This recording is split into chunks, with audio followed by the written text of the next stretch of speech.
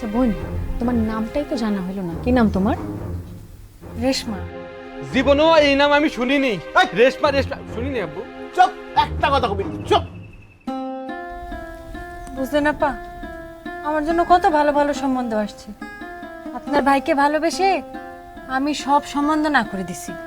এই জন্য আমার বাবার মনে কত দুঃখ। অথচ দেখেন এখন সেই চোখ উল্টাই দিচ্ছে। আপনার আব্বা যে বাইসে আছে শুক্রিয়া আদায় করেন। আব্বু এগিন সহায় করছে, আমি এমএক্স চিনি না, কোনোদিন দেখিনি। আমি সত্যি করছি, আমি চিনি না আব্বু। মিথ্যাবাদী! এবার কিন্তু তোমার মাথায় বাড়ি দেয়, তোমাকে আমি মারবো আর আমি নিজেও মরবো।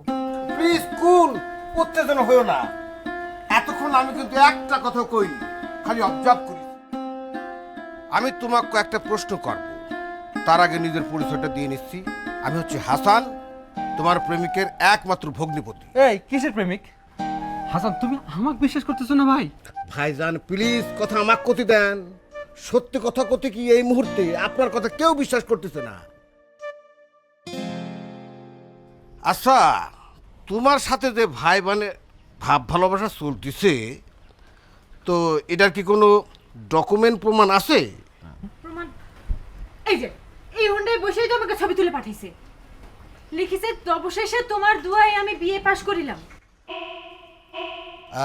যদি আপত্তি না থাকে ওই ডকুমেন্টটা কি আমাকে দেখানো যাবি?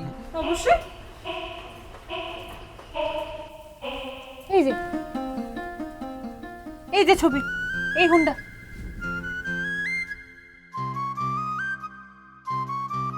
এটা এআই এআই মার্কেটে চলতেছে এআই। কথা কবেন না আব্বা, সর্বনাশ তো হয়ে গেছে।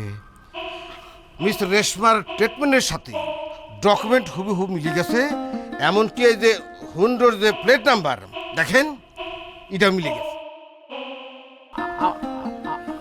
জানি না আমি কিরাম করে হলো এটা।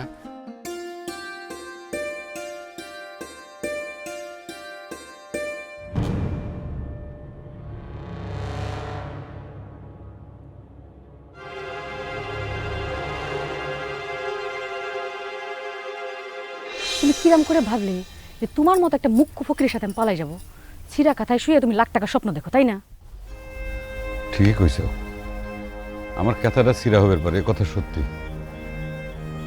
কিন্তু আমার ভালোবাসার দাম লাখ টাকারও বেশি। এবং শেষ একটা রিকোয়েস্ট করি, আমাকে তুমি ফিরাই দিও না শিউলি। বারবার একই কথা করছো কি জন্য? তুমি কি যাইবা নাকি আব্বা ডাক দিয়ে তোমায় ধরাই দিব? দাও, ডাক দাও, তোমার আব্বাকে ডাক দাও, সে জানুক যে তার মেয়েকে আমি ভালোবাসি। আব্বাক ডাক দিয়া বলবো যে তুমি আমাকে কুপ্রস্তাব দিছো, তখন তোমার কি অবস্থাটা হবে না? আব্বাকে তো তুমি চিনো, তাই না? সারা গ্রামের মানুষের সামনে জুতোর মালা গলায় দিয়ে তোমায় ঘুরাবে না।